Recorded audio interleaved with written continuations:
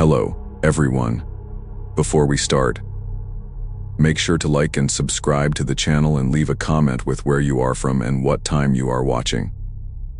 That way, YouTube will keep showing you stories like this one. Now, let's begin. The drive to Pennsylvania took us nearly 6 hours, but Kevin and I desperately needed this getaway. We'd been drifting apart 4 months, both buried in our careers, barely talking beyond logistics about bills and groceries. The lake house rental seemed perfect when I found it online. Isolated, no Wi-Fi. Justice and nature for a long weekend in early November. The owner, Mr. Garrett, met us at a gas station 20 miles from the property to hand over the keys. He was maybe 60, wearing a faded flannel shirt with paint stains, and he kept scratching at this peculiar scar that ran from his left ear down to his jaw. He mentioned storm season was starting but assured us the house had weathered worse. The way he counted the cash twice and avoided eye contact should have bothered me more than it did. The property was more remote than the photos suggested. The last 4 miles were just a dirt road cutting through dense forest, no other houses visible anywhere. The lake house itself was older too, with dark wood siding that seemed to absorb light rather than reflect it. Kevin immediately loved the rustic charm, especially the wraparound porch with its heavy wooden railings. Inside, everything was functional but dated: wood-paneled walls, a stone fireplace, furniture that looked inherited rather than purchased. The windows had thick shutters on the inside, which I thought was odd for a rental. While Kevin unloaded our bags, I noticed scratch marks on the inside of the front door, deep grooves near the handle, like someone had clawed at the wood. The bedroom upstairs had a strange smell too, not mold exactly, but something organic and unsettling. Like old sweat mixed with fear. Friday evening started peacefully enough. We cooked dinner together for the first time in months. Just pasta and jarred sauce, but it felt like progress. The storm rolled in around 8 o'clock, faster than expected. First came the wind, making the whole house creak like an old ship. Then the rain, hitting the window so hard it sounded like someone throwing handfuls of gravel. Kevin opened a bottle of wine, and we sat by the fireplace, actually talking, really talking about things that mattered. The thunder started around 9:30. These deep, rolling crashes that you could feel in your chest. Between strikes, the house would go completely quiet except for the rain, and in those moments, I kept hearing something else. A rhythmic creaking from the porch, too regular to be wind. When I mentioned it to Kevin, he laughed and said, "Old houses make noise." But I noticed he kept glancing toward the windows too. The power died at exactly 10:47. I remember because I was checking my phone for signal when the lights went out. Complete darkness swallowed everything instantly. Kevin fumbled for his phone's flashlight while I tried the light switch several times, that pointless reflex we all have. The rain was coming down even harder now, drumming against the roof like it wanted inside. We had seen candles in the kitchen earlier, and Kevin went to get them while I stayed by the dying fire. That's when I heard it clearly. Footsteps on the porch, slow and deliberate, stopping right outside the front door. Not the random creaking from before, but the distinct sound of boots on wet wood. I called out to Kevin, trying to keep my voice steady, and he came back with 3 candles and a box of matches. I told him someone was outside, and we both stood there in the flickering candlelight, listening to the footsteps continue around the side of the house. Kevin grabbed the fireplace poker and moved toward the front door, trying to look through the peephole. But it was too dark outside to see anything. The footsteps had stopped somewhere near the back of the house. We waited, breathing shallowly, rain pounding overhead. Then we heard it, the unmistakable sound of hammering.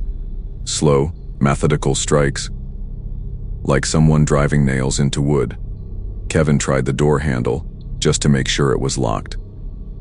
But when he twisted it and pulled, the door wouldn't budge. not locked from our side. Tigor wouldn't open it at all.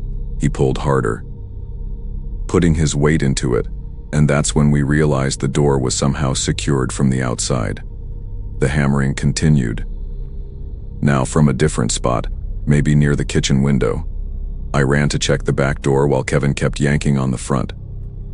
Same thing. The handle turned, the lock clicked open, but the door itself wouldn't move it an inch. Like something was barricading it from the outside. The next 20 minutes were pure panic disguised as problem solving. We tried every window on the ground floor, and each one had been fitted with boards from the outside. We could see the edges where they met the frame when we held the candles close. The shutters I'd noticed earlier were on the inside. Useless for keeping anyone out, but perfect for hiding what was being done to the windows from outside. Kevin tried calling 911, but we had no signal, not even a single bar. The landline we'd seen in the kitchen turned out to be just decorative, not connected to anything.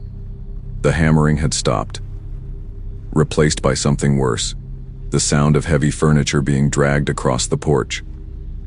We could hear it clearly through the walls, these long, scraping sounds like someone positioning something large against the doors. Between thunder crashes, we heard whistling. Just a casual, cheerful tune, like someone doing yard work on a sunny day. Completely at odds with what was happening, Kevin decided we needed to try the second, for windows. We grabbed the candles and rushed upstairs, our shadows dancing wildly on the wood-paneled walls.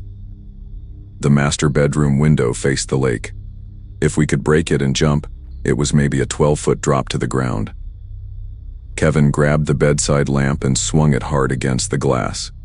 The window shattered, but behind it was plywood, already nailed in place from the outside. He hit it again and again, the lamp base denting the wood but not breaking through. That's when we heard footsteps directly above us, on the roof. Slow, careful steps, like someone checking their work, then a man's voice, muffled by the rain but clear enough. "No point wearing yourselves out. Storm's supposed to last until morning." The casualness in his tone made my whole body go rigid. This wasn't random. This person had done this before, had a system. Knew exactly how long the storm would last and how long we'd be trapped. I grabbed Kevin's arm and pulled him back downstairs, my mind racing through options. The basement. We hadn't checked the basement. There might be a stormed or cellar entrance. The door to the basement was in the hallway near the kitchen, and we practically fell down the wooden steps in our rush. The basement was unfinished, just concrete walls and exposed beams, lit by our phone flashlights. No windows, no doors. Just stored furniture covered in sheets and an old water heater, but in the corner, I spotted something that made my heart race. An old coal chute, a metal door about 3 feet square, built into the foundation. Kevin ran over and pushed on it. It moved slightly, not boarded up yet. We could hear the footsteps above us, now inside the house, walking through the rooms we just left. He wasn't hurrying, just walking room to room like he was doing an inspection.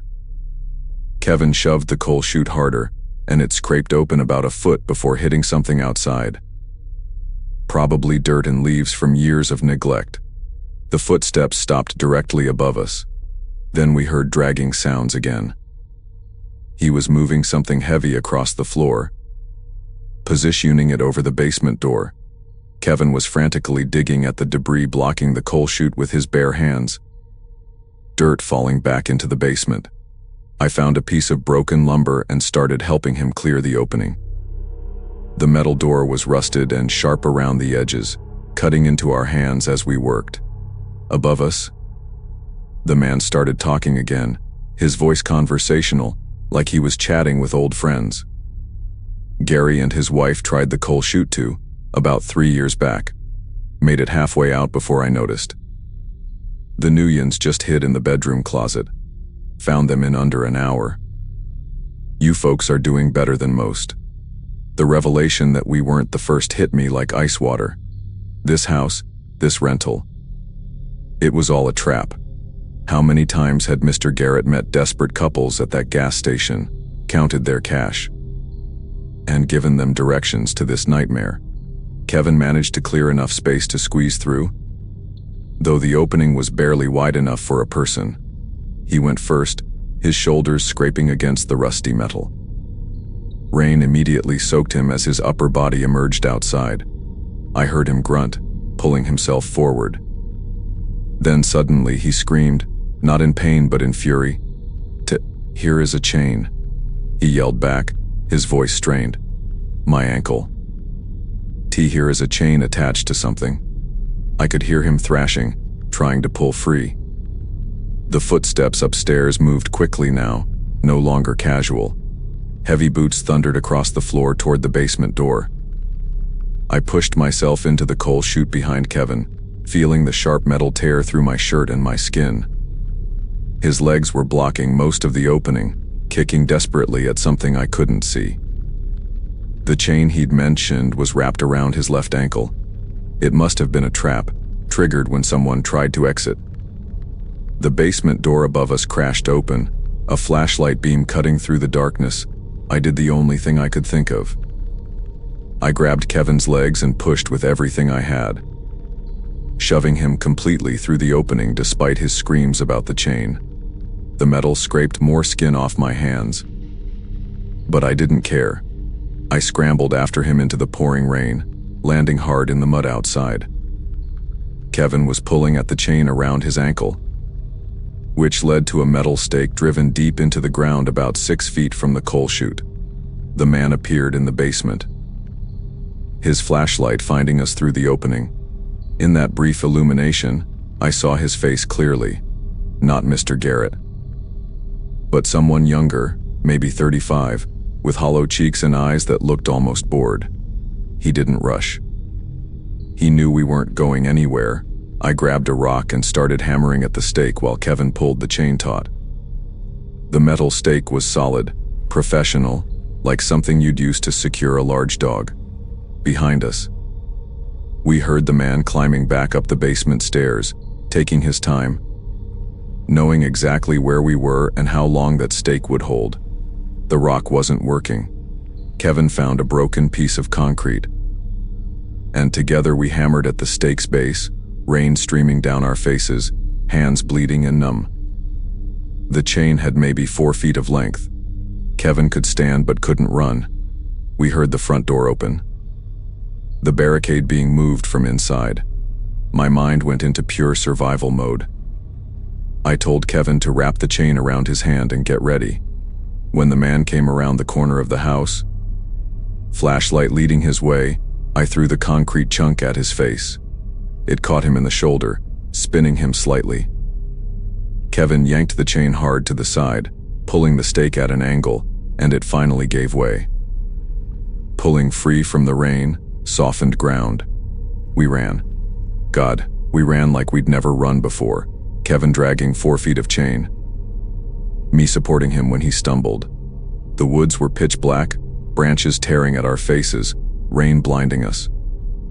But we kept going. We could hear him behind us for the first 100 yards, then his footsteps faded.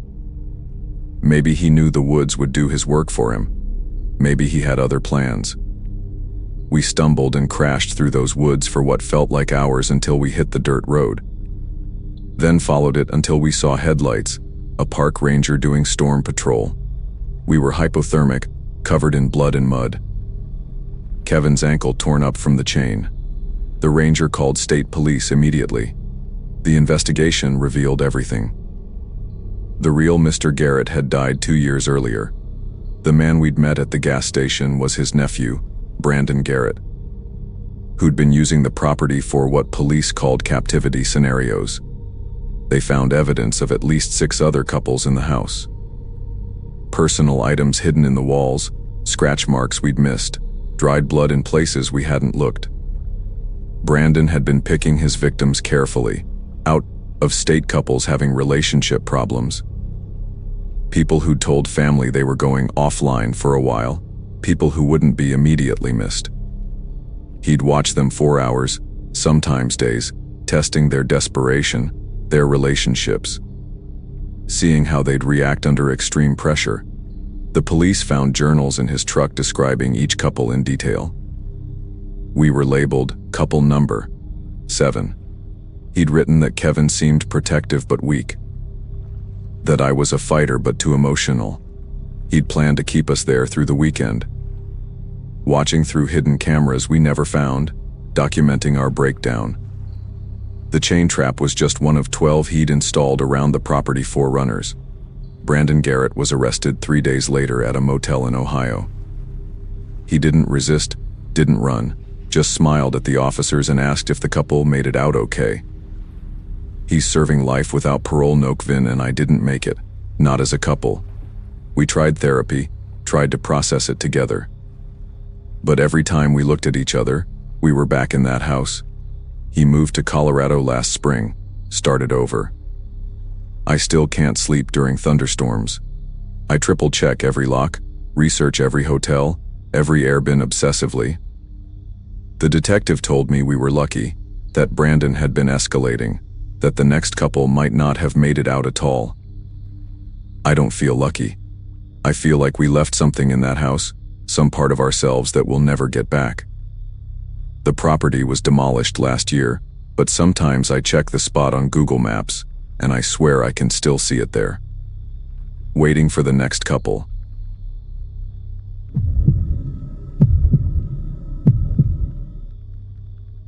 Uncle Jerome had been dead for 2 weeks before anyone thought to tell me about the lake house.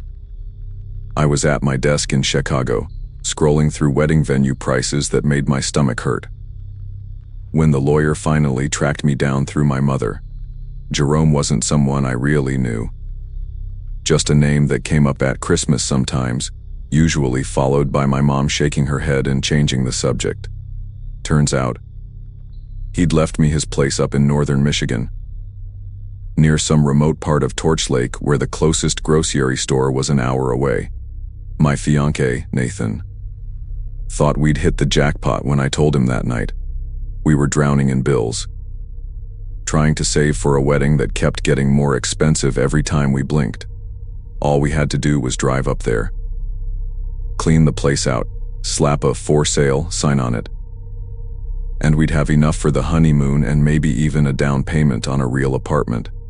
5 days later, we packed Nathan's truck with cleaning supplies and headed north, completely clueless about what was waiting for us in those woods.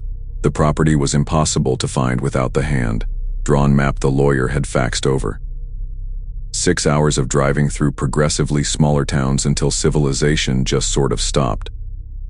The last 20 miles were nothing but forest, the kind that's so thick it blocks out the sky even in the middle of the day. Nathan missed the turn, off twice. It was just a gap between 2 ancient pines with trunks wider than our truck. No mailbox, no marker, nothing. The dirt road that led to the house went on for what felt like forever, branches scraping against the windows like fingernails.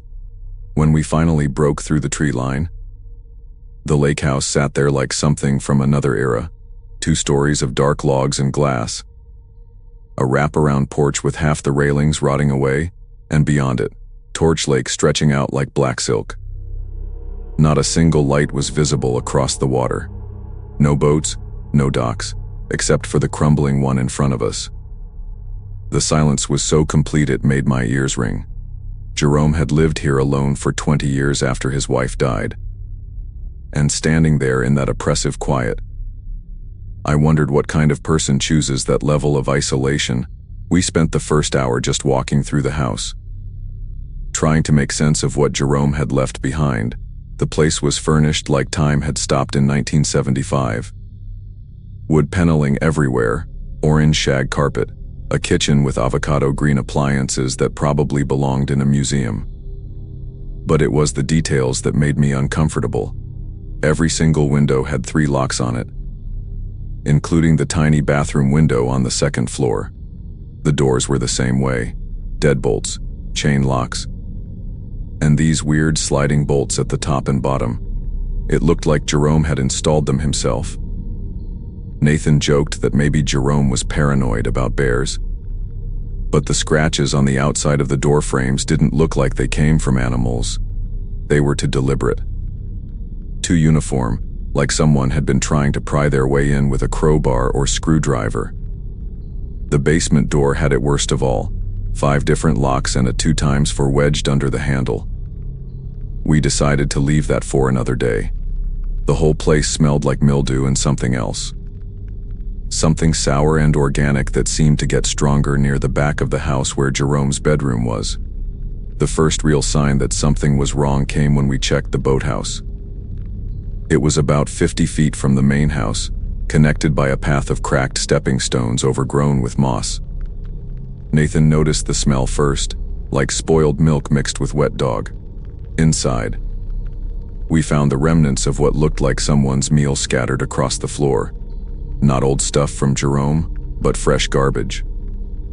Empty cans of beans with the labels peeled off, plastic water bottles crushed and arranged in neat little pyramids, and chicken bones that still had bits of meat on them. The meat was green and crawling with maggots. But it couldn't have been more than a week old. On the walls, someone had carved these symbols that made no sense. Not quite letters, not quite pictures, just these repetitive marks that covered every wooden surface from floor to ceiling. Nathan counted over 300 of them before he gave up. The really disturbing part was the makeshift bed in the corner. A pile of life jackets arranged into a nest, covered with a tarp that was stained with something dark. Whoever had been sleeping there had also collected things from the main house. We found Jerome's missing tools arranged in a perfect circle around the bed.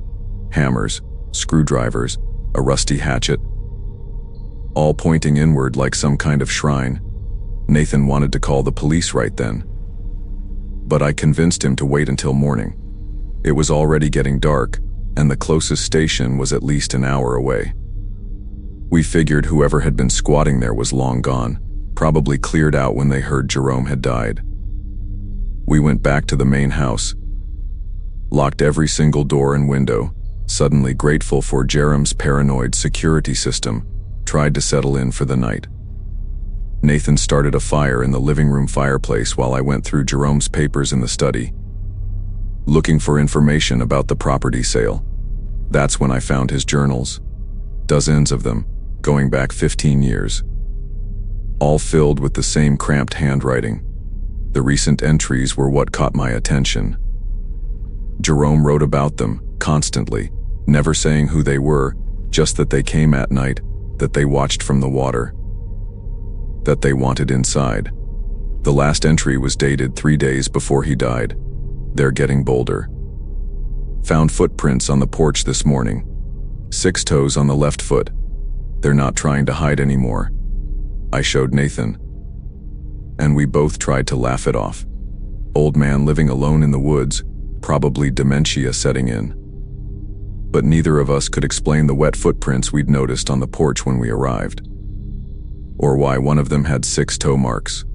The scratching started around midnight.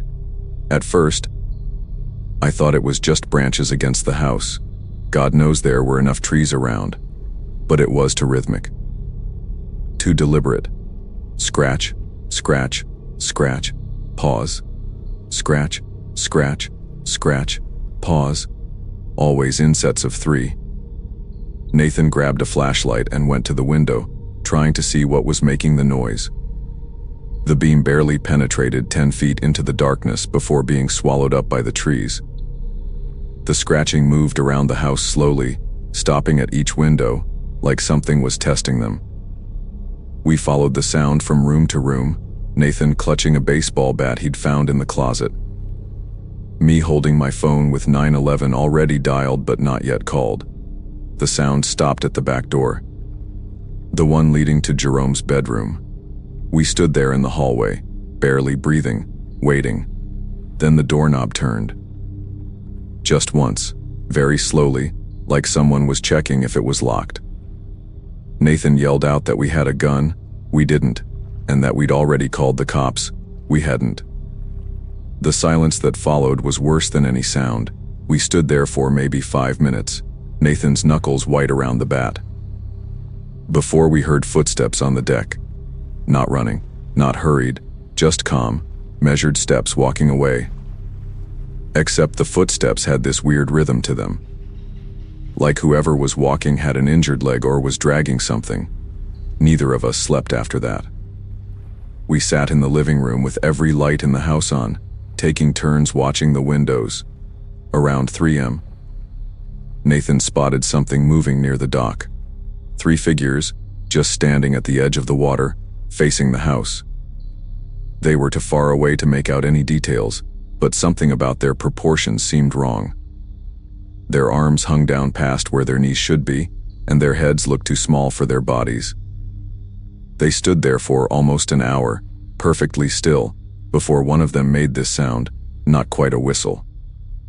Not quite a scream, but something in between that made every hair on my body stand up. The others responded with the same call. And then they just walked backward into the lake. Not turned around and walked in, but walked backward without looking. Until the water swallowed them up. Nathan wanted to leave right then, just get in the truck and drive. But I reminded him that meant going outside. Walking 50 feet to where we'd parked with those things somewhere out there in the darkness.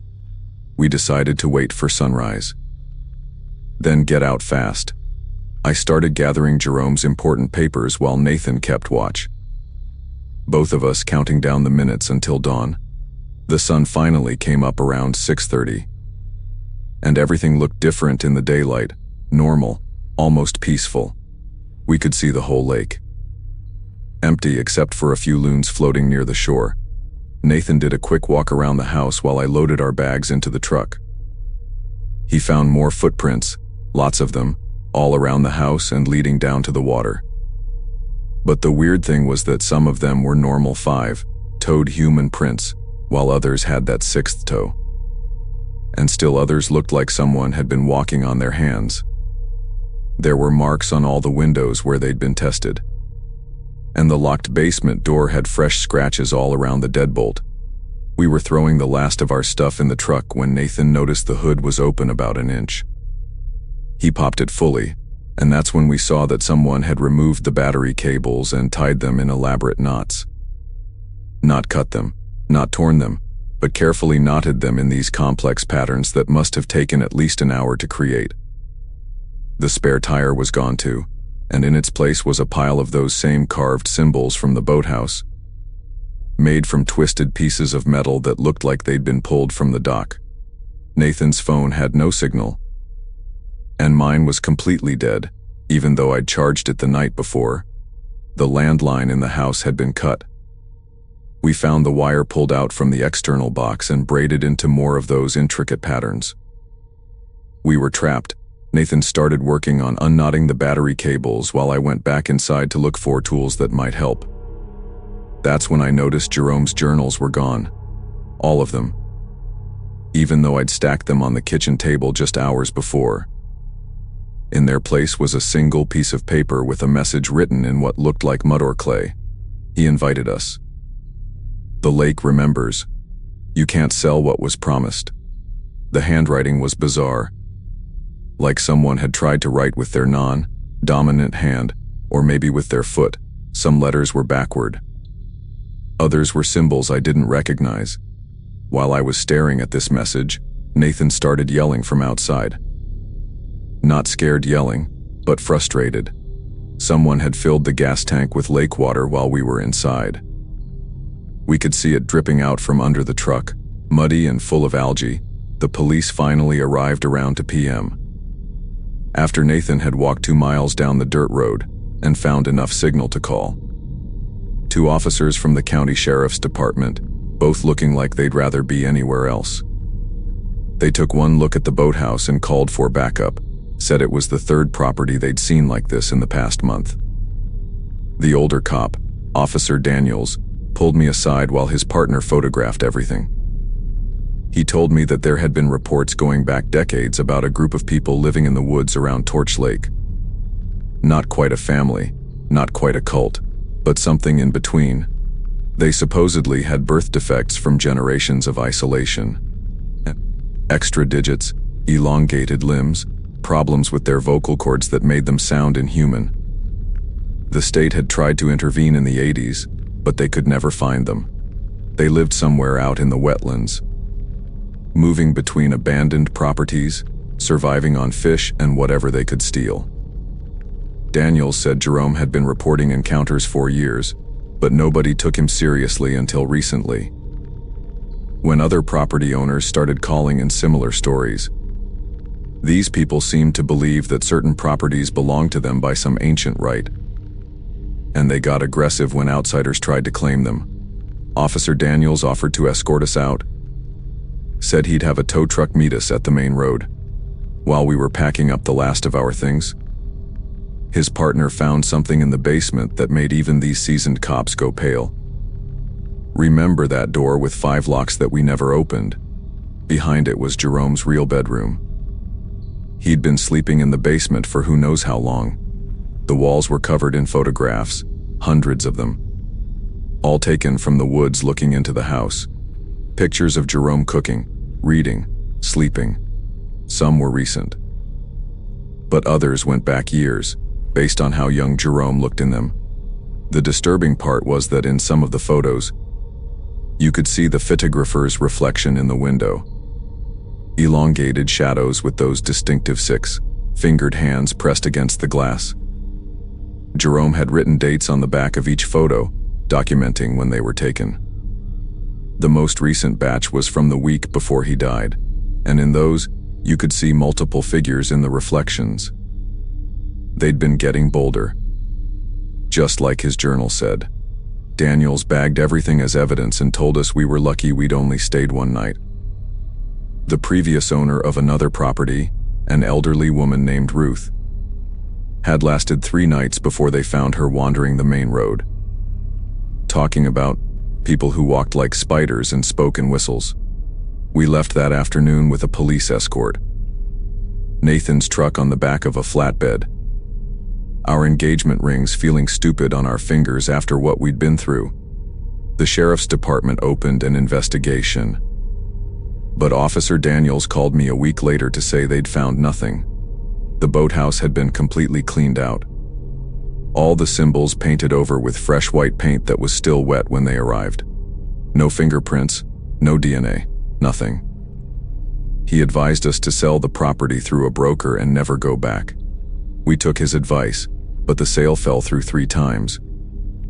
Each potential buyer reported the same thing. Strange sounds from the lake at night, things moving in the woods, and always that feeling of being watched.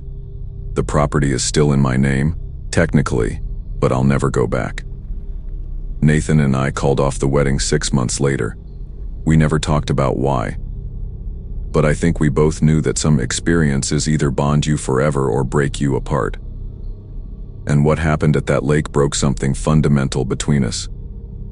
Sometimes I get calls from the current caretaker the state assigned to check on the property.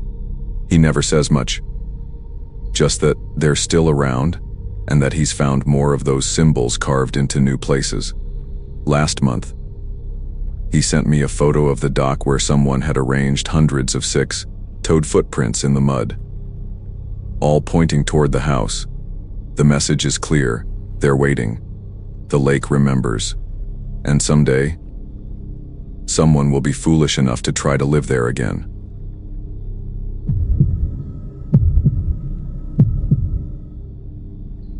The deadline was killing me. 6 months to finish a book about corruption in local politics, and I hadn't written a single decent chapter.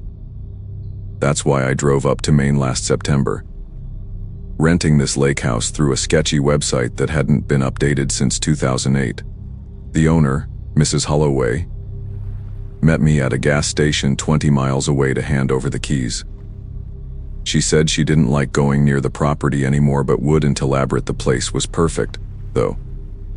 A cedar shingled cabin tucked between pine trees, about 50 yards from the water's edge.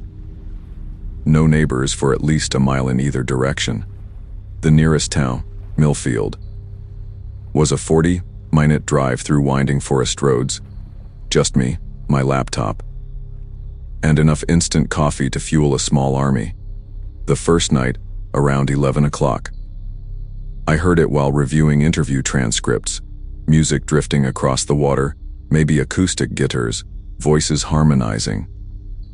The sound was so faint I had to strain to make it out through the double-pane windows. I figured some college kids were camping on the opposite shore, probably sitting around a fire with their guitars. The lake was huge, almost 3 miles across at its widest point, and sound carries strangely over water. I actually found it kind of pleasant, this distant reminder that other people existed. By midnight, it stopped. And I worked until 3 o'clock in the morning, making real progress for the first time in weeks. The isolation was exactly what I needed. Wednesday night, the music started earlier, around 9:30. This time, it seemed louder, though still muffled and dreamlike. 3 voices, I thought, to hire. One lower, waving together in these long, sustained notes that didn't quite match any song I knew. The melody kept shifting, never quite resolving, like they were improvising or working through something unfinished. I walked out onto the deck with a beer, trying to spot a campfire across the water, but the far shore was just a black line against the stars. The temperature had dropped into the 40s, and I couldn't imagine anyone camping in that cold. After about an hour, the singing faded out gradually, like someone slowly turning down a volume knob. I went back inside and tried to focus on my chapter about kickbacks in the highway department. But I kept finding myself listening for the voices to start again. By Friday, I was genuinely puzzled. The music had come every single night, always starting a little earlier, always lasting a bit longer. That evening, it began just after sunset, maybe 7 o'clock, and this time, it was unmistakably closer. Not from across the lake anymore, but somewhere along my side of the shore. The harmonies were clearer now, and there was something unsettling about how perfectly the 3 voices matched each other. Like they'd been singing together for years. No instruments this time, just those voices, rising and falling in patterns that seemed almost mathematical in their precision. I grabbed a flashlight and walked down to my dock, scanning the tree line in both directions. Nothing. No boats, no lights, no movement. The singing continued for nearly 2 hours, and I swear at certain moments it sounded like it was coming from multiple directions at once, as if the singers were slowly circling the property. Saturday morning, I drove into Millfield for supplies and stopped at the local library. The librarian, a woman in her 60s with thick glasses and a cardigan despite the warm day, seemed to recognize me immediately. "You are staying at the Holloway Place," she said, not a question. When I asked about the property's history, she disappeared into a back room and returned with a manila folder stuffed with newspaper clippings. The cabin had been built in 1967 by a man named Arthur Brennan, who taught music at the regional high school. He'd used it as a weekend retreat where he gave private lessons to advanced students. In April 1994, Brennan had gone missing along with 2 of his students, a 17-year-old girl named Melissa Crane and an 18-year-old boy named Jason DeFrank. Their cars were found at the cabin, doors open, keys still in the ignitions. Nobody's were ever recovered from the lake. Despite a 3-week search involving divers and sonar equipment, the librarian leaned in closer, glancing around the empty library as if someone might overhear. Brennan was obsessed with something called shape note singing, she explained. It's an old American tradition. Sacred music mainly, but he had his own ideas about it. Said he could use harmonics to affect brainwaves, consciousness, that kind of thing. The parents of those kids found recordings in his classroom after he disappeared. Hours and hours of the 3 of them singing these bizarre arrangements he'd written. She photocopied several articles for me, including one with a grainy photo of Brennan, a thin man with hollow cheeks and intense eyes, standing between 2 teenagers in matching navy sweaters. The girl had long dark hair parted in the middle. The boy was tall and angular with a nervous smile. All three were holding sheet music, and behind them, I could make out the blurred edge of what looked like the same dock I'd stood on the night before. I spent the rest of Saturday researching Brennan online, finding fragments of information scattered across old forums and archived websites. He'd self-published a pamphlet in 1993 called Harmonic Resonance and Human Consciousness, which described his theories about using specific vocal frequencies to induce altered states. A few copies had survived in university libraries, and someone had scanned pages showing complex musical notations with handwritten notes in the margins. Things like neural entrainment at 7.83 Hz and binaural effect requires precise positioning. That night, the singing started at dusk, and this time I was ready with my phone recording. The voices were so clear now that I could hear individual breathing patterns between phrases, the subtle scratch of throat clearing, even what sounded like footsteps on gravel. But when I played back the recording later, all I got was static and the sound of wind through trees, even though the night had been perfectly still. Sunday. I couldn't concentrate on writing at all. I kept thinking about those three people, wondering what exactly had happened here in 1994. The singing began in the late afternoon, while the sun was still bright on the water, and for the first time, I could make out actual words, or at least syllables that might have been words in some language I didn't recognize. The voices seemed to be coming from underneath the cabin now, impossible as that was, since it's on a concrete foundation. I got down on my knees and pressed my ear to the floor. The sound vibrated through the wood, making my tithik. Around 8 o'clock, something new happened. The three voices split apart, each one moving to a different part of the property. One stayed beneath the cabin, one drifted toward the dock, and one circled through the trees. They continued singing to each other across the distance, their harmonies creating interference patterns that made my vision blur and my balance waver. I stumbled outside, nauseated and disoriented, just as all three voices suddenly stopped mid-note, leaving a silence so complete it felt like pressure against my eardrums. Monday morning, I packed my laptop and notes, ready to leave, but something made me check the crawl space under the cabin first. Call it morbid curiosity or journalistic instinct. The access panel was behind a stack of old life jackets in the storage closet. When I pried it open, a smell hit me, musty and organic, like wet paper and something else I couldn't identify. I aimed my flashlight into the darkness and saw them immediately. Dozens of cassette tapes scattered across the dirt floor. Their labels were faded but still partially legible. Dates from 1993 and 1994. Names: Melissa scale work, Jason breathing X3, all three convergence pattern. My hands trembled as I grabbed a few and retreated back into the cabin. The old boombox in the kitchen still worked, and when I pressed play on the first tape, those same three voices filled the room, jinger, less refined, but unmistakably the same harmonies I'd been hearing all week. The second tape was different, Brennan's voice, speaking alone. Day 43 of vocal conditioning.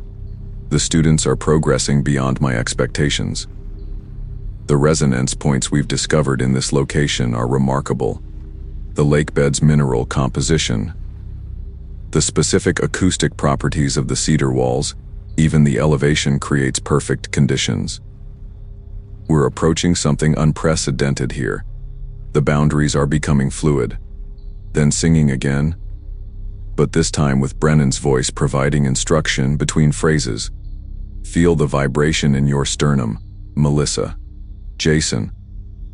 Lower your larynx slightly. Yes, that's it. Now hold that frequency while The tape cut to static.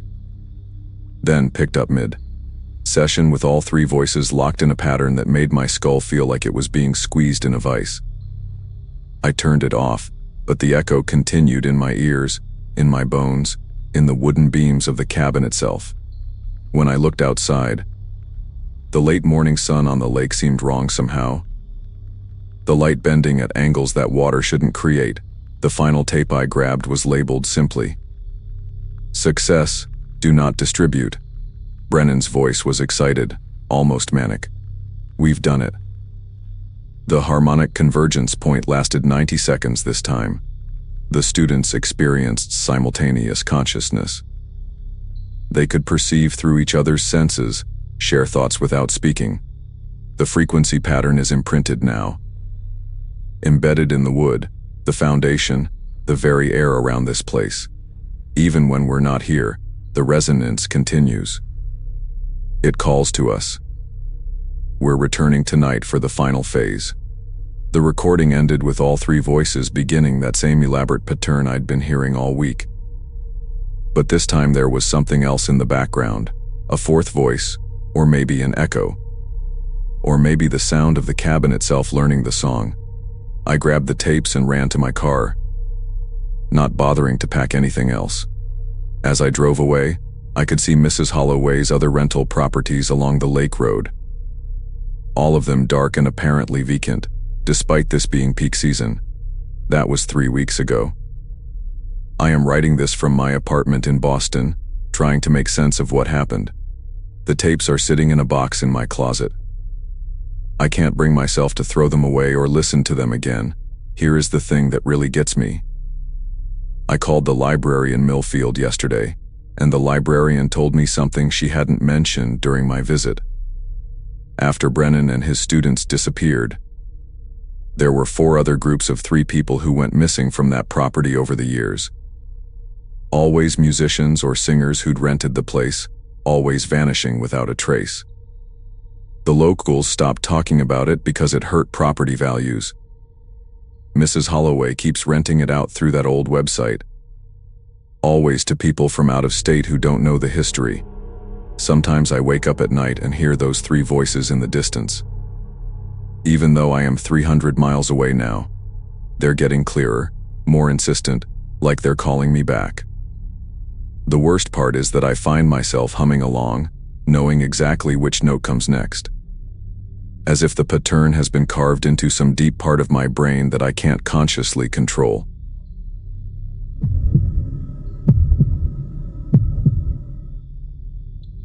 Last August, I packed up my 2 kids and drove 6 hours to a lake house in Oregon, desperate for some peace after the divorce finalized. The place belonged to my college roommate's family, tucked away on the edge of Crater Lake's lesser-known cousin. One of those spots where cell service dies about 20 minutes before you arrive. My daughter, Chloe, was 12. Constantly buried in her fantasy novels, and my son Jade Ethan had just turned 8. Still young enough to think a weekend without Wi-Fi was an adventure rather than a punishment. The lake house sat on stilts. Weather, beaten cedar shingles and windows facing the water. Surrounded by Douglas firs so thick you could barely see the gravel road we'd driven in on. We arrived Friday afternoon under clear skies, spent Saturday hiking and roasting marshmallows. Completely unaware that the weather forecast had shifted dramatically overnight. Sunday morning brought clouds so dark they turned the lake the color of old motor oil, and by noon, the rain was coming down in sheets that bent the tree branches nearly horizontal. The kids and I were playing Monopoly on the living room floor, the old wood-burning stove crackling beside us. When someone knocked on the door, 3 heavy thuds that echoed through the house, I remember glancing at my watch. 2:47 p.m. Through the front window, I could make out a figure hunched against the rain. Water streaming off what looked like a yellow raincoat. When I opened the door, keeping the chain latched, I found myself looking at a man, maybe 45 years old. His gray hair was plastered to his skull, water pooling around his hiking boots.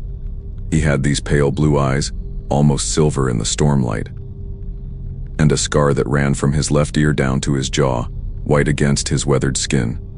His raincoat was torn at the shoulder, and his hands were trembling, whether from cold or something else, I couldn't tell. "Ma'am, I am so sorry to bother you," he said. His voice hoarse, like he'd been yelling over the wind. My boat flipped about a quarter mile out. Got caught in the storm trying to get back to the marina. I barely made it to shore. He gestured vaguely behind him toward the lake, though through the rain, I couldn't see past the tree line. I saw your lights from the water. I know this is strange. But could I come in just long enough to warm up? Maybe use your phone to call for a ride? Something about the way he kept wiping his hands on his soaked jeans over and over made me hesitate. But then Ethan appeared beside me, curious as always, and the man's face shifted into this warm, grandfatherly smile that made me feel guilty for my suspicion. Against every horror movie rule I'd ever screamed at characters for breaking, I unlatched the chain. Just for a few minutes, I said, stepping aside. You can sit by the fire. He stepped inside with this odd carefulness, like he was memorizing the layout.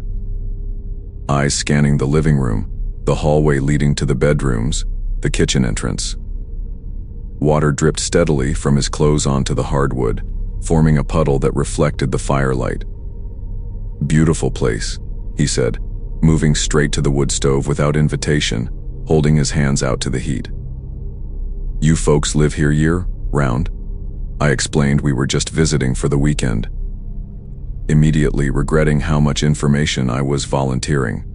Chloe had retreated to the couch with her book, but she kept glancing up at him with that teenage weariness she'd developed lately.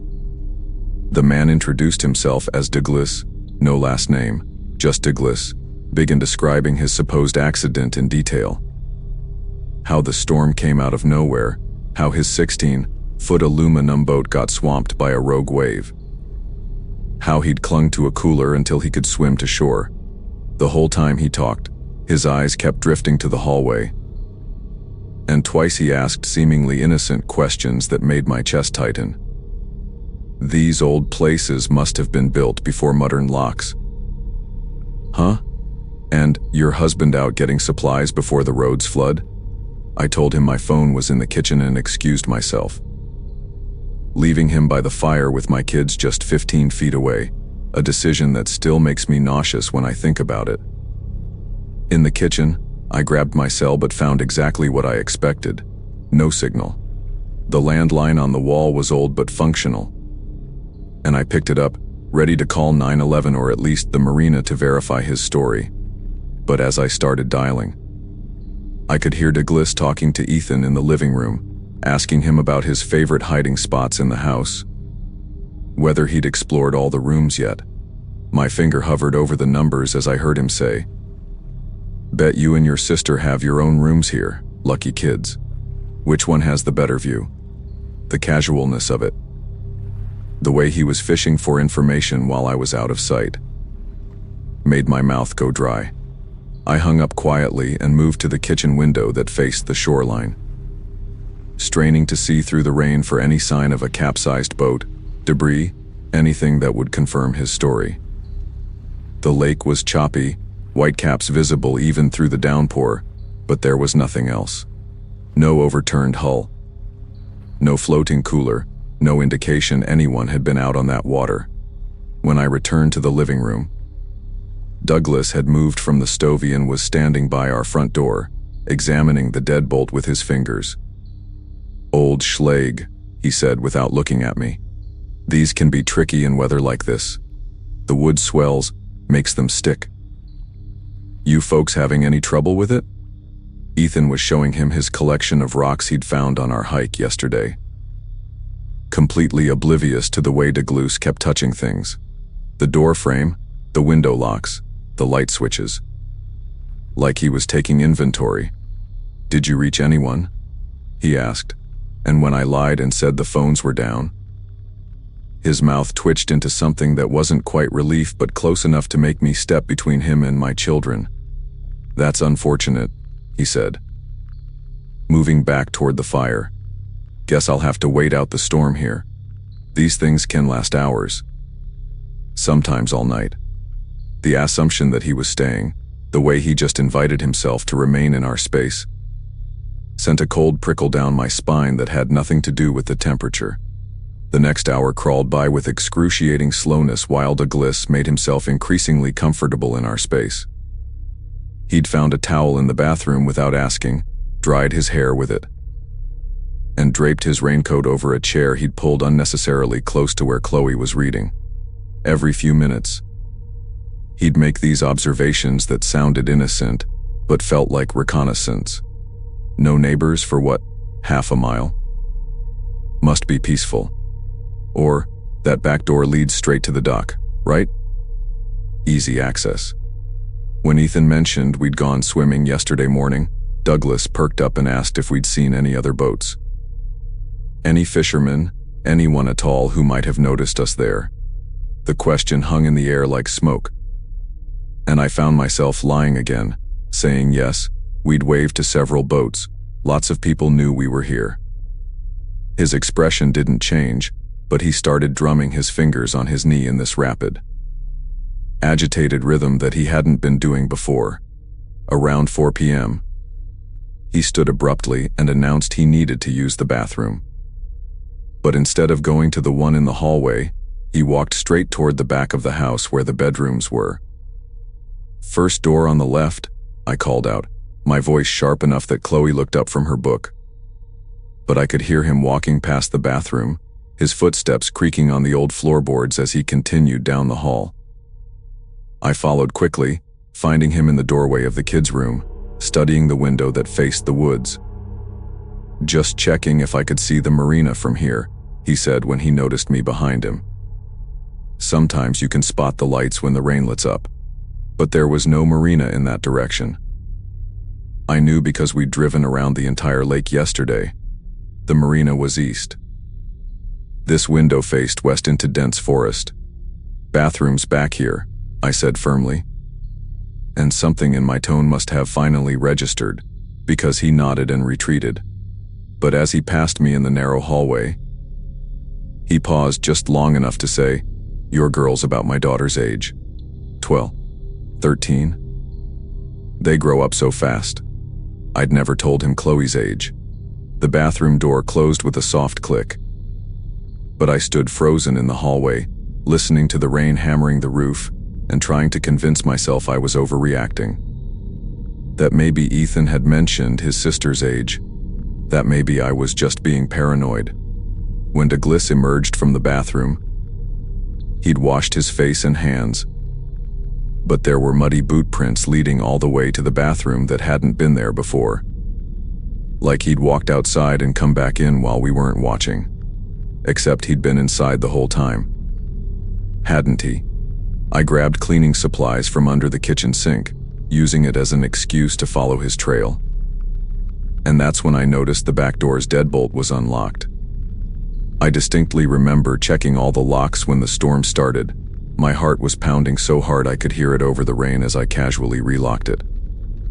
Then suggested to the kids that we should play a board game in their room, anything to get them away from Douglas. But he intercepted Ethan in the hallway, crouching down to the boy's level with that same grandfatherly smile. "Hey, buddy. Before you go, did you happen to see where your mom keeps the flashlights? Power goes out a lot in storms like this."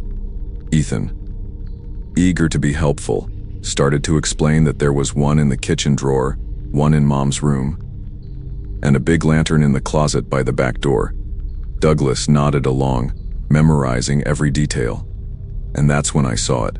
A small, handheld marine radio clipped inside his raincoat pocket, the LED power indicator glowing green.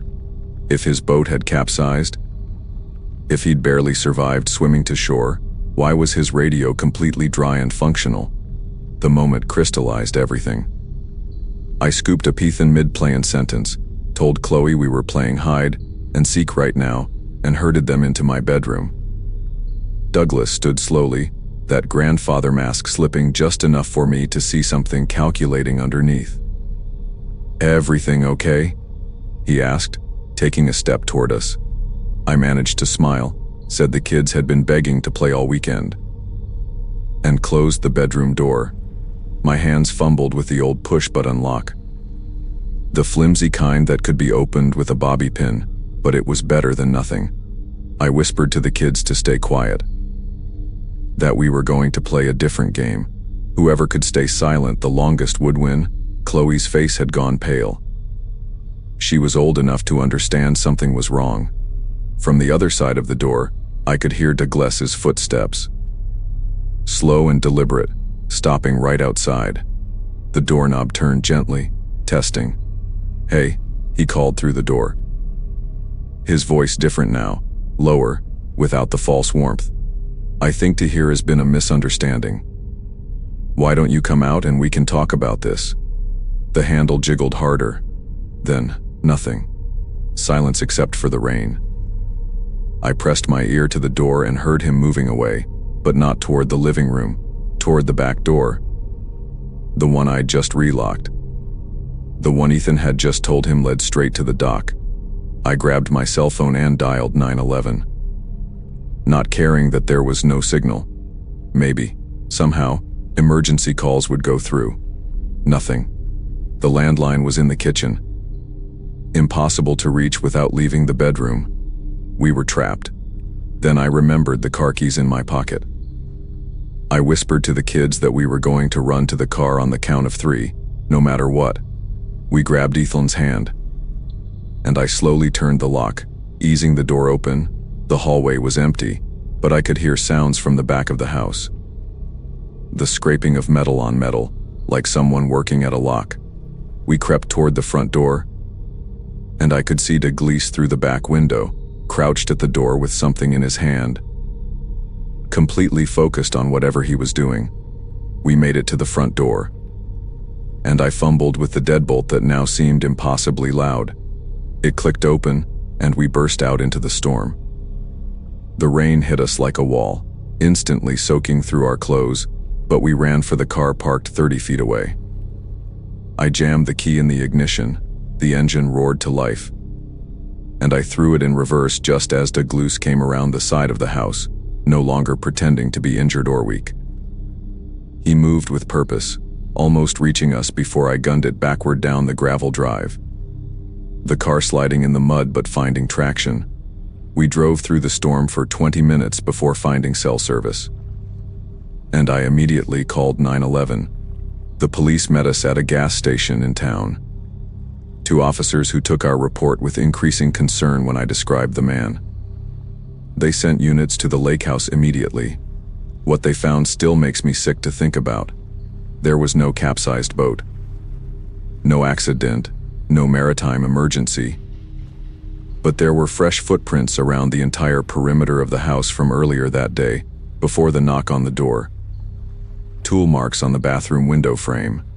And in the woods behind the house, a truck with California plates hidden under a tarp. Registered to a man named Douglas Brenner, who'd been released from prison 6 months earlier after serving 8 years for home invasion and assault. The Marine radio I'd seen. The police said he probably used it to monitor when families arrived at vacation rentals. Listening for their check, in calls to property managers, we weren't random, we were chosen, watched. He'd been waiting for the storm, for the isolation, for the perfect opportunity. The officers found rope in his truck, zip ties, and a notebook with addresses of lakefront rentals all around Oregon. Ours was circled with a note. Single mother, 2 kids. No dogs. To this day, I don't know how long he'd been watching us before he knocked on that door.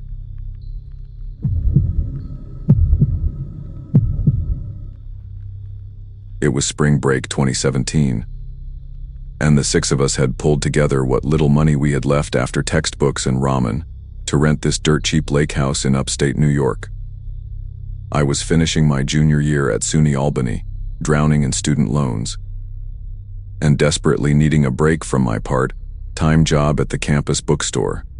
My roommate, Trevor, had found the listing on Airbnb, $40 a night, split 6 ways, for a whole lake house. It seemed too good to pass up. The place was about 3 hours north of campus, nestled between thick pine forests and this murky lake that locals called Heron's Rest. Trevor, his girlfriend Madison, my buddy Carlos from calc class, and these 2 girls from our dorm floor, Jenna and Britt, all crammed into Carlos's beat, up suburban on a Friday afternoon. Ready to forget about finals for a week. The lake house looked nothing like the photos when we pulled up around sunset. The wooden siding was this sickly green color, like pond scum had been painted over and left to peel for decades. The deck wrapped around 3 sides, but half the railings were missing, and the dock stretching into the water had gaps between the planks wide enough to lose your phone through. But we were 21 and stupid, more concerned with the cases of beer in the trunk than the state of our accommodations. The key was hidden under a fake rock by the front door, one of those obvious plastic ones you'd buy at Home Depot. The inside smelled like mothballs and something else. Something earthy and damp that made me think of my grandmother's root cellar. Madison immediately started opening windows while Trevor hauled in the coolers, and within an hour, we had music blasting and red Solo cups scattered across every surface. Around 10 o'clock that night, we were all pretty buzzed and playing some drinking game Carlos had made up involving cards and embarrassing questions. When Jenna's phone buzzed, she glanced at it, and her face scrunched up in this confused way. "That's weird," she said, holding up her screen. "Someone just texted me, nice pink tank top. But you should probably close the kitchen window behind you." We all laughed because Jenna was wearing a pink tank top and had just come back from the kitchen. But then she got this look on her face. "Guys, I don't have any service up here." How did this come through? The number had a 518 area code, local to this region. Trevor grabbed her phone and tried calling it back, but it just rang and rang. We figured it was probably the owner checking in. Maybe they had cameras or something, though nobody remembered seeing any. 20 minutes later, Carlos was out on the deck, taking a leak off the side. Classy, I know, when his phone lit up. The text read, "Third plank from the left is loose. Careful you don't fall through." He came bursting back inside, face pale under his stubble, holding his phone like it was contaminated. "Which one of you is messing with me?" But we were all there in the living room, phones visible on the coffee table or in pockets. That's when things started to feel wrong. Like the air in the room had gotten heavier. Madison suggested maybe it was locals playing pranks on tourists, which made sense until she pointed out something that made my chest tighten. How would they know our numbers? We literally just got here. The music was still playing, but nobody was dancing anymore.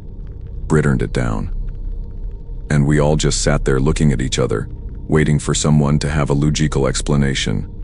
Then my phone vibrated. The message made my mouth go dry. "Check the basement door behind the water heater. The lock's been broken 4 years. Anyone could walk right in." I hadn't even noticed there was a basement. Trevor and Carlos went to investigate while the girls huddled together on the couch. They found the door exactly where the text described, tucked behind this ancient, rust-stained water heater in a utility closet we hadn't even opened yet. The padlock hung there, sheared clean through, like someone had used bolt cutters. The wooden door opened to narrow stairs disappearing into pure black. Carlos shined his phone flashlight down there, and we could see footprints in the dust, fresh ones, going both down and back up. "We're leaving," Madison announced, already grabbing her purse. But Trevor, trying to be the tough guy, insisted we search the house first. "If someone's hiding here, we need to know," he said, though his voice cracked a little. We split into pairs and searched every room, every closet, under every bed. The house had this weird layout with rooms that connected in unexpected ways. A bathroom with 2 doors, a closet that opened into another bedroom, a hallway that ended at a wall with a small hatch near the floor. Jenna and I were checking the master bedroom when we found something that made us both stop breathing for a second. On the dusty dresser, someone had drawn a smiley face, and underneath it, 6 tally marks. 6 of us. The dust around it was undisturbed except for those finger marks, fresh and deliberate. That's when Britt screamed from downstairs. We rushed down to find her staring at her phone, trembling. The new message read, "You missed the attic access in the hall closet. I am disappointed. I thought college kids were supposed to be smart." Trevor yanked open the hall closet so hard the door bounced off the wall. Behind a row of moldy life jackets, there it was, a square cut out in the ceiling with a rope hanging down. The rope looked new, bright white against the yellowed walls, like someone had recently replaced it. We could hear something up there. A sutel creaking that wasn't quite in rhythm with the wind outside. "Call 911, Madison said. But our phones had no signal for calls. Only these texts kept coming through somehow. Carlos tried using the landline in the kitchen, but the line was dead. Just this soft clicking sound when you picked up the receiver. We were 40 minutes from the nearest town, surrounded by dark forest and that black lake. Trevor and Carlos pulled down the attic access, and a ladder unfolded. The smell that wafted down was overwhelming. Body odor, rotting food, and something chemical, like old batteries. Trevor climbed up first with his phone light, then immediately came back down, his face completely drained of color. "Someone's been living up there," he whispered. "Here is a sleeping bag, empty food cans, bottles filled with liquid. And photos, dozens of photos taped to the beams." Before anyone could respond, all 6 of our phones buzzed simultaneously. The message was longer this time. The previous renters were fun too. The family in January only lasted 3 hours before they ran. The couple in December made it through the night but left their dog behind. "Don't worry, I fed him." You are doing better than most. The secret is knowing all the ways in and out. Like the crawl space that connects the basement to the dock storage. Or the panel in the back of the bedroom closet that opens to the attic. Or my favorite, the old dumbwaiter behind the kitchen wall that still works, if you know which board to push. Madison started crying. And honestly, I was close to joining her. This person had been here the whole time, had been watching other renters. Had made this place his sick little game. Jenna was already at the door with her keys, but when she turned the deadbolt, it wouldn't budge. The lock was jammed, stuffed with something from the outside. Carlos grabbed a kitchen chair and smashed it through the living room window. The glass exploded outward, and cold air rushed in. But as he was clearing the remaining shards, another text arrived. "Breaking things costs extra. The owner will add it to your bill. $200 for the window, $50 for the chair." I keep track of everything. That detail, keeping track of damages, made it suddenly real in this mundane, horrible way. This wasn't just some creep. This person had access to the rental account, knew the owner, maybe was the owner. Trevor was already helping Madison through the broken window when we heard footsteps above us, slow and deliberate. Walking from one end of the attic to the other. Then a dragging sound, like something heavy being pulled across the floor. The attic access ladder started to retract on its own, folding up into the ceiling. Someone was pulling it up from inside. "Go, go, go," Trevor shouted, practically throwing Britt through the window opening. I could hear my heart pounding in my ears as I helped Jenna through, her hands slick with sweat and shaking. We ran to Carlos's Suburban, feet crunching on the gravel driveway, nobody looking back at the house. The keys were shaking in Carlos's hand as he tried to start the engine. It turned over once, twice, then nothing. The battery was dead. That's when we noticed the hood was slightly popped. Like someone had been under there. My phone lit up again.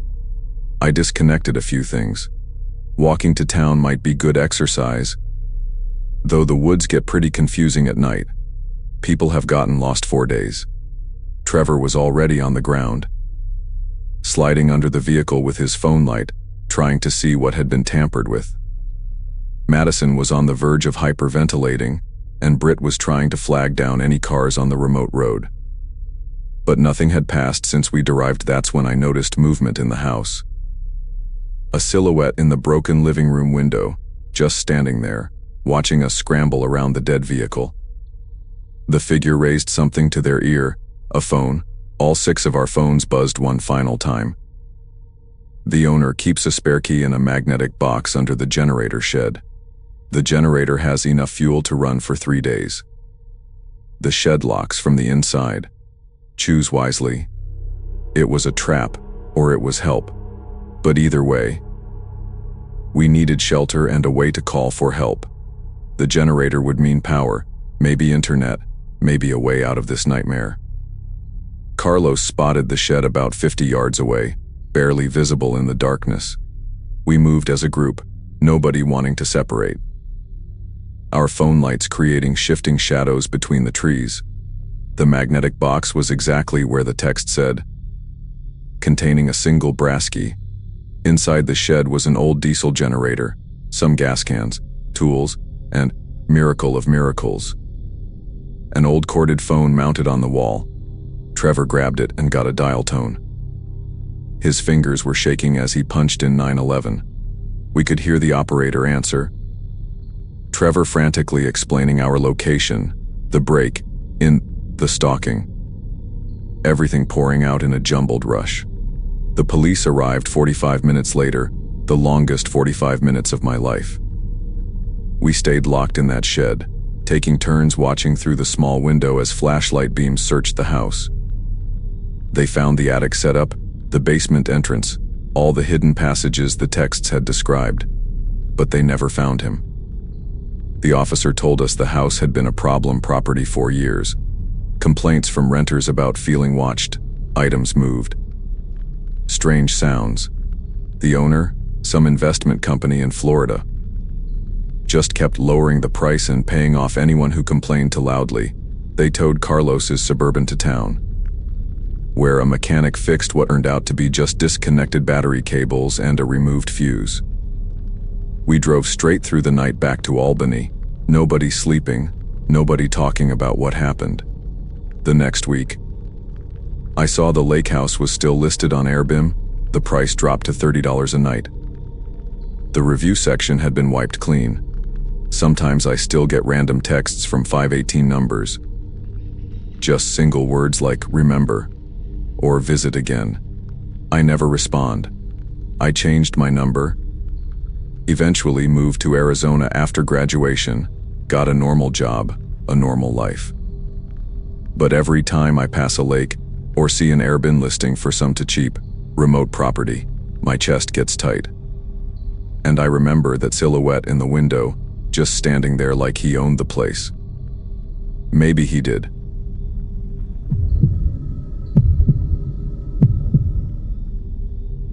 July in Vermont hits different than anywhere else I've been.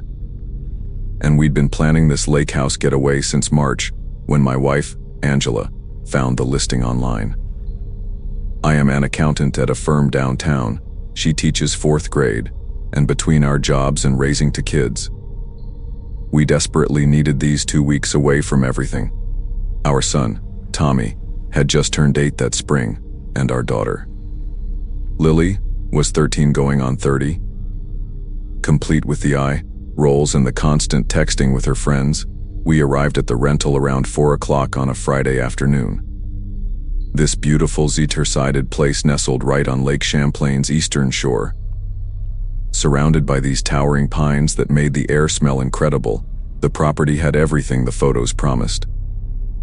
A wraparound deck with weathered Adirondack chairs, a private dock stretching into the water, and this view of the lake that looked like something from a postcard.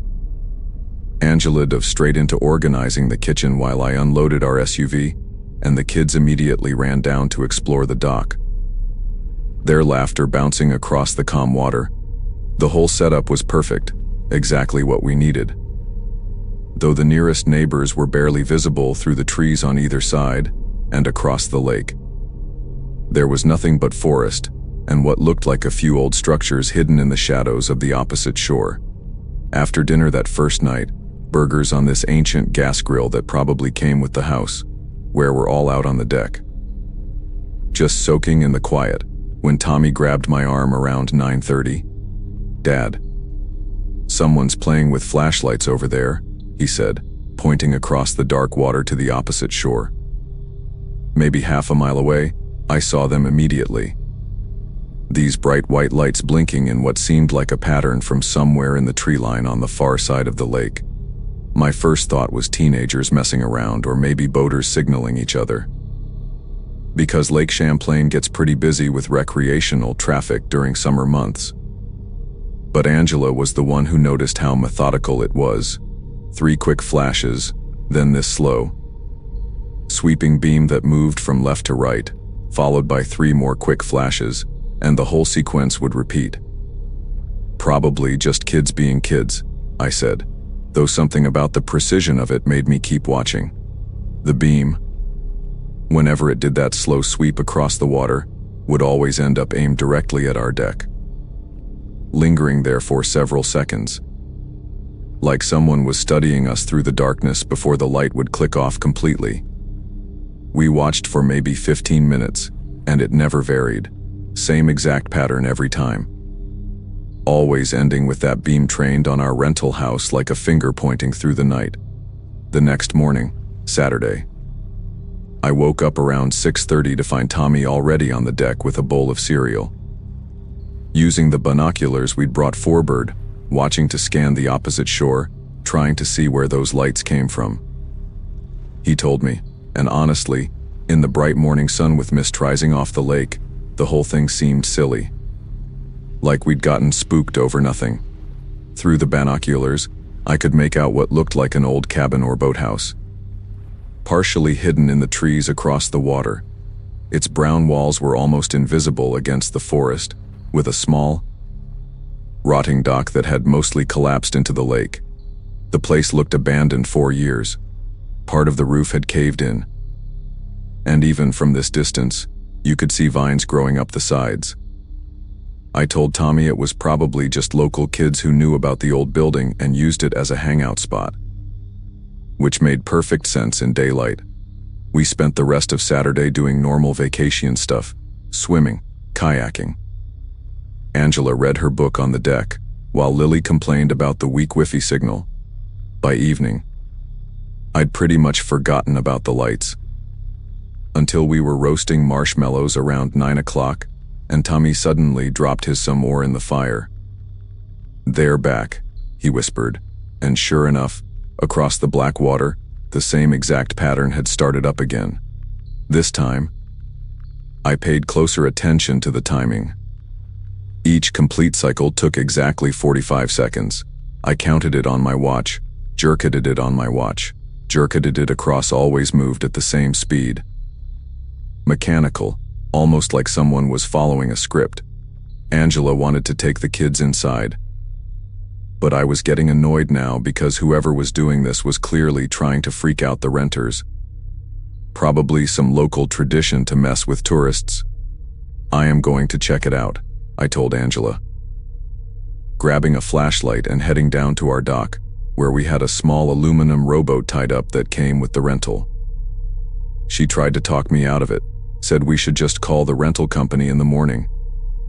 But something about the deliberateness of those lights made me want answers, right then. The lake was dead calm, like black glass, and the sound of the oars cutting through the water seemed incredibly loud in the quiet night. As I rowed across, I kept my flashlight off, not wanting to announce my approach, just following the rhythm of those signals that kept repeating their pattern. The closer I got, the more I could see that the lights were coming from that derelict cabin he'd spotted earlier, specifically from what must have been a window on the upper floor, about 100 feet from the opposite shore. The lights suddenly stopped completely, like whoever was operating them had noticed me coming. I beached the rowboat on what was left of the old dock, the wood creaking and bending under my weight in a way that made me test each step before committing to it. Up close, the cabin was in worse shape than it looked from across the lake. Windows broken, door hanging off its hinges, and this smell of rot and mildew that hit you like a wall. But what caught my attention immediately were fresh footprints in the mud leading from the water's edge to the cabin side entrance. And I mean fresh, like someone had walked through here within the last few hours.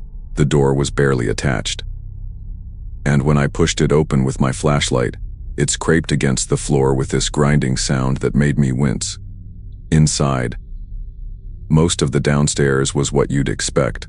Moldy furniture, collapsed ceiling sections, raccoon droppings everywhere. But then I noticed something that made me stop cold. In the corner, partially hidden under a tarp, was a modern camping setup. A sleeping bag, some canned food, bottles of water, and a portable camp stove that looked recently used. Someone was definitely living here, or at least staying here regularly, and that changed everything about those lights. The narrow stairs to the upper floor were sketchy at best, missing several steps. But I could see light footprints in the dust leading up, so someone had been using them. When I finally made it to the top, using the walls to support myself where the steps were gone, I found myself in what must have been a bedroom once. Now mostly empty except for what I saw by the window. There was a folding table set up with a pair of high-end binoculars, expensive kind hunters use, pointed directly across the lake at our rental house. Next to them sat a powerful lid flashlight, the kind that can throw a beam 4 miles, and a notebook that made my chest tighten when I opened it. Page after page of detailed notes about families staying at our rental. Dates, number of people, daily routines, when they went to bed, when they woke up, what they did during the day. The 10th of June to 17th, family of 5, 3 teenagers. Father goes for morning jogs at 6 a.m., mother reads on deck afternoons. Kids swim until dark. The entries went back months, maybe longer, each one meticulously documenting the habits of whoever rented the lake house. Our family was already there too. Started just yesterday. The 21st of July, family of 4 arrived 4 p.m. Accountant father. License plate, reef key, 8827. Teacher mother. Boy approx. 8, girl approx. 13. Son, interested in fishing. Daughter stays inside mostly. Whoever wrote this had been watching us from the moment we'd pulled into the driveway. I started photographing the pages with my phone, my fingers trembling as I flipped through more entries. And that's when I found the section that made me want to grab my family and leave immediately.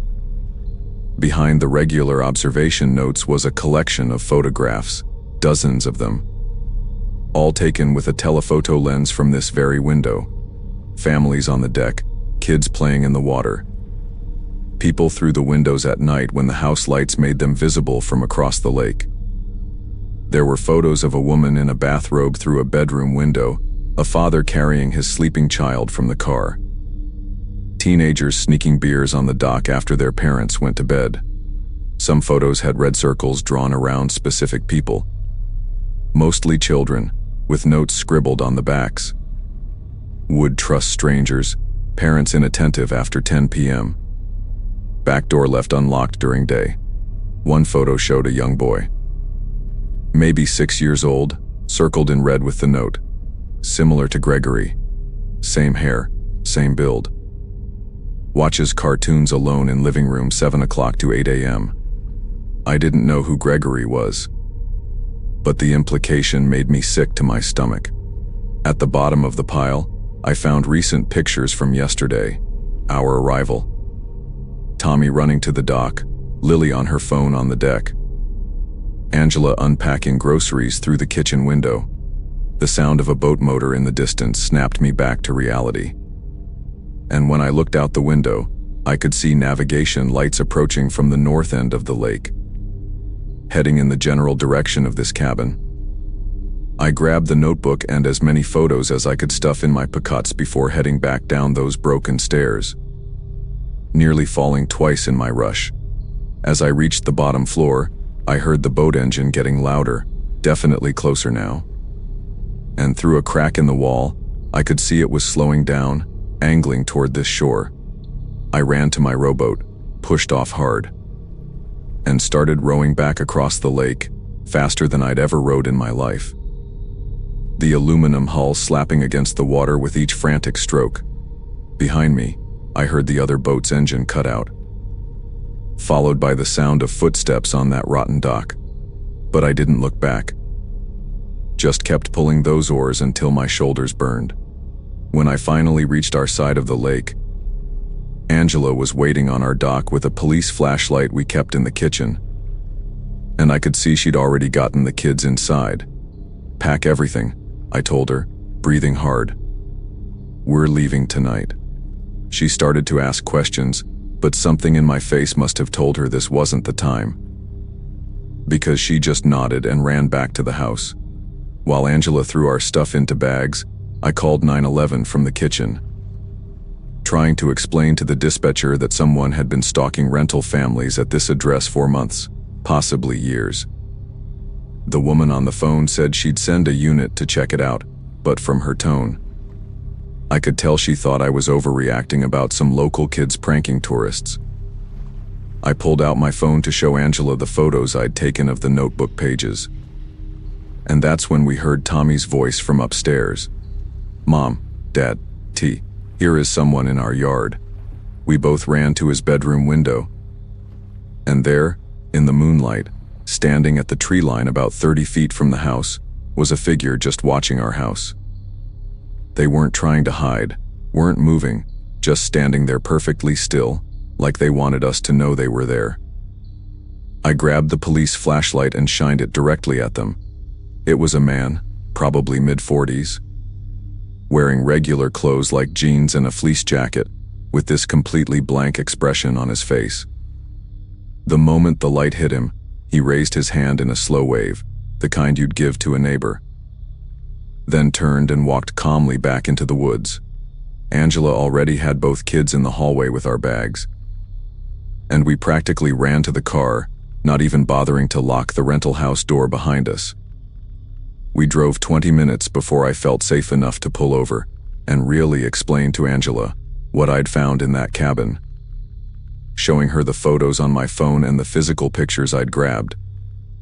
She called the rental company's emergency line while I talked to the police again, this time getting transferred to a detective who seemed to take things more seriously when I mentioned the detailed surveillance notes and photographs of children. We spent the rest of the night in a Holiday Inn near Burlington. The kids confused but picking up on our fear enough not to ask too many questions. The detective called back around 3 a.m. They'd searched the cabin and found the setup exactly as I'd described it, plus more notebooks in a hidden compartment under the floorboards going back 3 years, thousands of photos, and what looked like plans for something they wouldn't elaborate on over the phone. The man who'd been living there was Walter Briggs, a registered sex offender who'd been off the radar for 2 years after cutting his ankle monitor and disappearing from a halfway house in New Hampshire. They caught him that same night trying to break into another lakefront rental 6 miles north, where a family with 3 young kids was staying. The rental company refunded everything and apparently launched a whole investigation into their property management, after the detective told them Briggs had been using that abandoned cabin as his observation post for over 2 years without anyone noticing.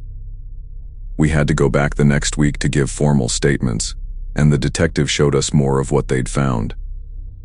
Briggs had detailed maps of every rental property on that section of the lake, had somehow gotten access to booking calendars from multiple rental websites, and knew exactly when families with children would be arriving. The Gregory mentioned in those notes was his nephew, who drowned in that same lake 15 years earlier, and the psychiatrist who evaluated him said Briggs had been looking for what he called replacement children ever since his sister cut off contact after the drowning, which she blamed him for. The most disturbing part was finding out that 3 families who'd rented that same house in the past 2 years had reported strange incidents. Missing items, toys moved around the yard at night, windows they swore they'd locked found open in the morning. One family even filed a report about their 8-year-old daughter talking about a nice man who'd given her candy by the dock while her parents were inside making lunch. But they never found anyone, and the girl couldn't explain where the man had gone. We never went back to Lake Champlain. And honestly, I can't even look at vacation rental sites without feeling sick. Tommy still has nightmares sometimes about the lights across the water. And Lily won't stay anywhere that doesn't have neighbors close by. The detective called me 6 months later to let me know Briggs had been sentenced to 25 years. They'd found enough evidence in that cabin to charge him with multiple counts of stalking, criminal surveillance, and attempted kidnapping based on those detailed plans they'd discovered. He told me we were lucky. That our decision to leave immediately probably prevented something terrible.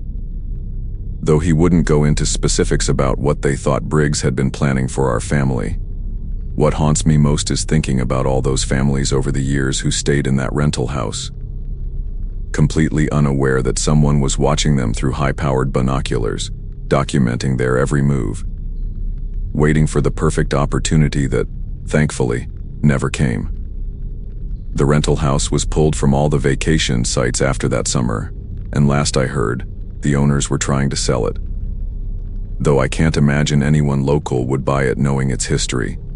Sometimes, I still dream about that mechanical pattern of lights across dark water. And I wake up wondering how many other Walter Briggs are out there, sitting in abandoned buildings with notebooks and cameras, watching families who think they're just enjoying a peaceful vacation.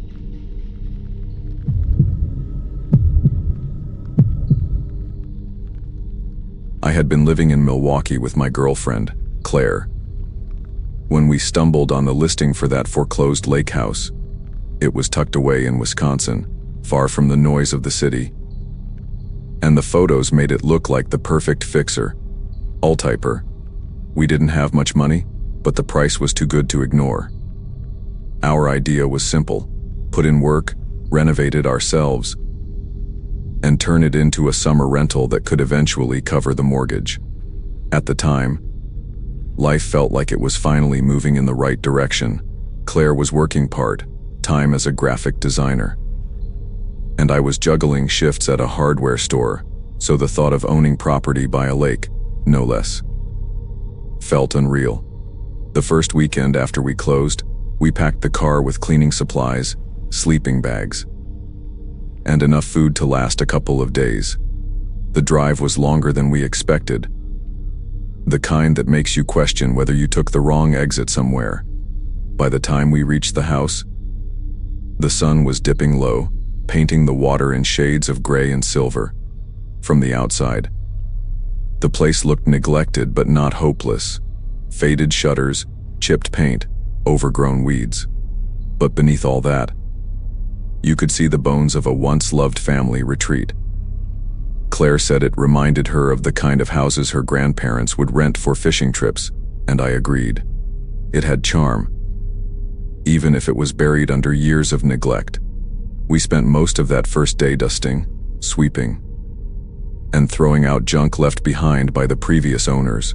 Old beer cans under the porch, cracked dishes stacked in the cupboards, water, damaged magazines scattered across the living room. It wasn't glamorous, but it was ours. Every now and then, we'd pause, imagining how we'd repaint the walls or where we'd set up the fire pit outside. The strangest part, though, was how quiet it was. Even with the lake stretching out behind the house, the air felt heavy, like sound didn't travel far out there. I remember standing in the kitchen with the window open and realizing I couldn't hear a single bird. Late in the afternoon, while dragging a box of yellowed curtains toward the trash pile, I noticed a door I hadn't seen before. It was at the back of the hallway, half hidden behind a shelving unit stacked with old paint cans. The handle was rusted, the frame warped, and when I tried it, the door wouldn't budge. At first, I thought it was just swollen wood, the kind that sticks after years of humidity, but the more I pushed, the more it felt deliberate, like it wasn't meant to open. Claire came over, wiping sweat from her forehead, and asked what I was doing. When I pointed it out, she frowned. "Was that on the floor plan?" she asked. I shook my head. Neither of us remembered any mention of a basement in the listing. It took us nearly an hour to drag the shelving unit out of the way and pry the door open. The wood splintered around the hinges, and when it finally gave, a blast of damp, stale air poured out. A set of narrow stairs descended into darkness, the kind that swallowed the beam of my flashlight as soon as I flicked it on. Claire hesitated at the top, hugging her arms, but I felt pulled down by curiosity. Each step creaked under my weight. The air thick with mildew and something metallic, almost like pennies left to rot in water. When the light finally cut through the gloom, my excitement drained. The basement stretched wider than I expected, and along the walls stood rows of cots, rusted frames, thin, stained matrices, and chains bolted into the concrete beside them. Claire whispered my name. Her voice thin and tight as if speaking too loudly would wake something. I walked deeper, kicking aside empty bottles and scraps of clothing that looked decades old, shoes, children's backpacks. Even a cracked plastic lunchbox with faded cartoon stickers still clinging to the side. None of it made sense. It wasn't just storage. It looked like people had been kept down here, like turning in slozicals. The flashlight beam bouncing across the walls until it caught on something that made me stop. A section of the floor scarred with deep scratches, as if someone had dragged heavy furniture or tried to claw their way across the concrete. That image stuck with me. And for the first time since we bought the place, I wanted nothing more than to leave. We didn't say much after that. We climbed out of the basement in silence, shut the door as best we could, and pushed the shelving unit back in front of it. Neither of us wanted to sit with the questions that were now screaming in our heads. Who built that basement like that? Why wasn't it mentioned in the listing? And whose belongings had been left behind? Claire suggested calling the realtor. But it was late, and I just wanted to eat something and crash on the couch. We tried to carry on as if it was just another weird discovery in an old house, but the unease clung to us like a bad smell. Even while cooking dinner, I kept glancing toward the hallway, half expecting the door to creak open on its own. That night, we set up our sleeping bags in the living room since the bedroom still needed work. The house was eerily still. Only the faint lapping of the lake against the shore seeping through the windows. Around midnight, I woke to the sound of crunching gravel outside. At first, I thought it was an animal, maybe a raccoon rummaging near the trash. But then I saw Claire sitting up, wide-eyed, staring toward the curtains. The crunching wasn't random, it was steady, deliberate. Like footsteps circling the house. I held my breath, straining to listen, and realized whoever it was had stopped in the yard. Just beyond the window, the curtain swayed slightly, and for the first time all day, I wished we had never bought the place. I whispered to Claire not to move, and we both stayed completely still. Minutes passed, but the presence outside didn't fade. Then came the unmistakable sound of the back gate creaking open. Whoever it was, they weren't just passing through. They were on the property.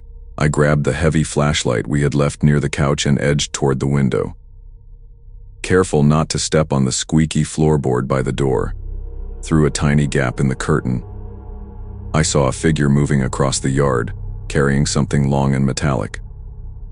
The weak glow from the porch light caught just enough detail. A crowbar. Panic surged through me. Claire reached for her phone. But there was no signal this far out. We hadn't thought to hook up Wi-Fi yet. The only option was to stay quiet and hope whoever it was left on their own, but then the figure stopped near the basement window, crouching as if inspecting it. My heart pounded so hard it felt like it filled the whole room. I imagined them realizing the door upstairs had been forced and deciding to come inside to check what we had seen. The thought of confronting whoever used that basement for God knows what nearly made me sick. I motioned for Claire to follow me, and we slipped toward the front door. The hinges screeched faintly as I opened it, and I prayed the intruder hadn't heard. Barefoot, we sprinted down the gravel driveway, not daring to look back, the flashlight beam bouncing wildly over the ground. My car was parked just off the road, and fumbling with the keys felt like it took forever. When the engine finally roared to life, Claire begged me to just drive, anywhere. As we pulled away, I glanced in the rear-view mirror. The figure had turned from the basement and now stood in the yard, facing the house. Completely still. We didn't stop until we reached the next town over, where we parked in the lot of a 24-hour diner. Neither of us could get the words out at first. Eventually, we called the county sheriff and reported what we'd found, along with the man on the property. By the time deputies went out there, the house was empty. They never found the intruder. And when they searched the basement, all the belongings, cots and chains, had been cleared out, to this day. I don't understand how someone emptied that place so quickly or why it was hidden in the first place. All I know is we never went back, and the lake house is still standing there, probably holding secrets I never want to uncover.